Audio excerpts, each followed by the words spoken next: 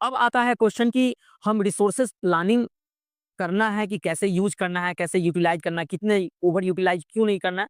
तो इन सारी चीज़ों के लिए आता है रिसोर्सेज प्लानिंग। रिसोर्सेज प्लानिंग एक बहुत ही एक वाइडली एक्सेप्टेड स्ट्रैटेजी है जिस जूडियस यूज़ ऑफ रिसोर्सेज। कैसे हम लोग रिसोर्सेज को यूज़ करेंगे? जैसे आप क्या करते हो? पढ़ने के लिए पूरा एक सिलेबस तैयार करते हो, एक रूटीन तैयार करते हो ताकि ये चीज़ हम एकदम से खो ना दें।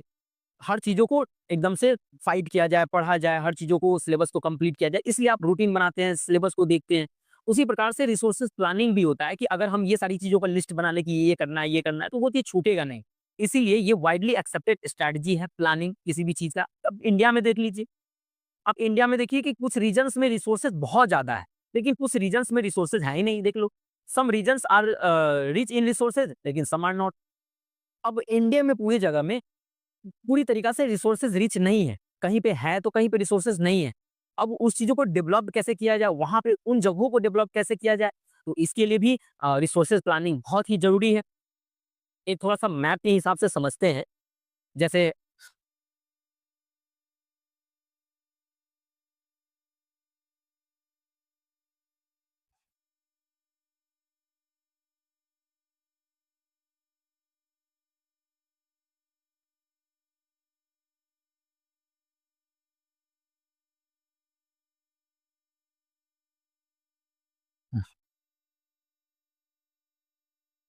अब यहाँ पे देखें, तो ये वाला जो पार्ट है,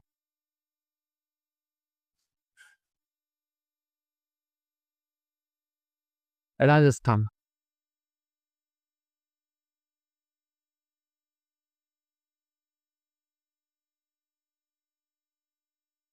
rich in solar and wind energy. आप ये वाला पार्ट पूरा देखें, यहाँ पे कौन से रिसोर्सेज़ पाए जाते हैं? Rich in minerals and coal deposits.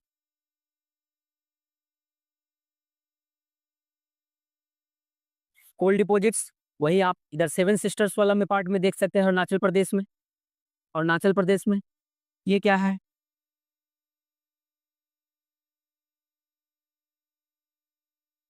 Abundance of water but lakhs in what? But lakhs in infrastructure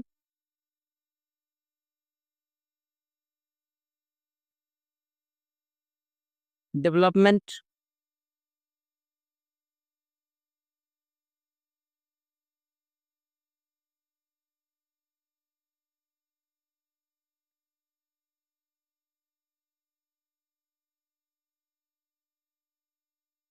इस वाले पार्ट में देख लिए,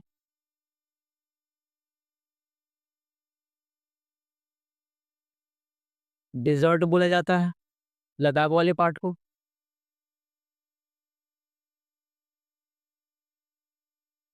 ये वाला पार्ट आपका रिच होता है कल्चर में, रिच इन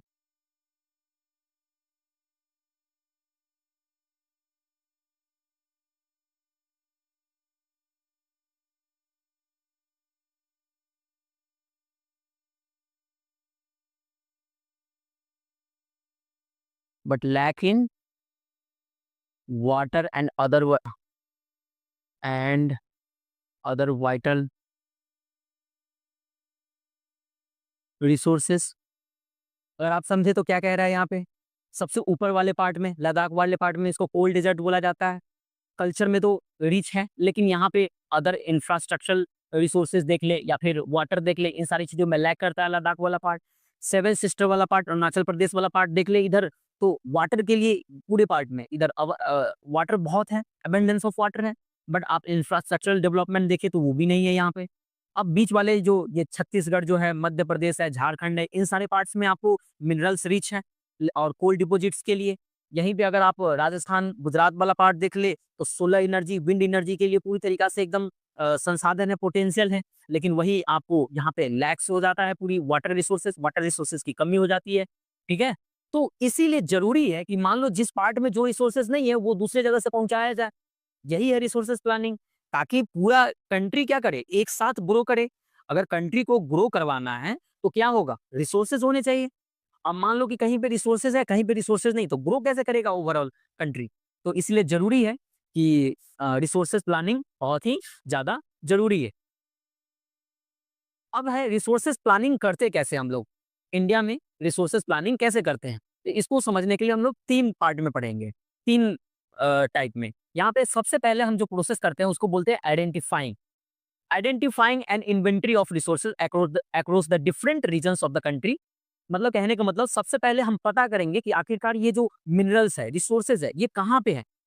देखेंगे, रिसोर्सेज का आइडेंटिफिकेशन करेंगे, इन्वेंटरी करेंगे। इन्वेंटरी का मतलब होता है भंडारण, स्टोर कहाँ पे है, कि पूरी तरीका से कहाँ पे रिसोर्सेज है उसका पता करेंगे, किस किस रीजन्स में है। इन सारी चीजों को जब हम पता कर लेंगे तो उसको मैपिंग करेंगे, जांच करेंगे किस प्रकार के रिसोर्सेज है, कितने क्वालिटी में है, कौन से क्वालिटी में है, कितने क्वांटिटी में है, ये सारी चीजें हम लोग मेजरमेंट करेंगे। इसके अलावा दूसरा है, जब ये सारी चीजें हो गई, पहला आइडेंटिफिकेशन और इन्वेंटरी वाला प्रोसेस जब हो गया, मैपिंग कर लिया, सर्वे कर लिया, ये सारी चीजें कर लिया, तो सेकंड प्रोसेस जो होता है वो होता है प्लानिंग स्ट्रक्चर।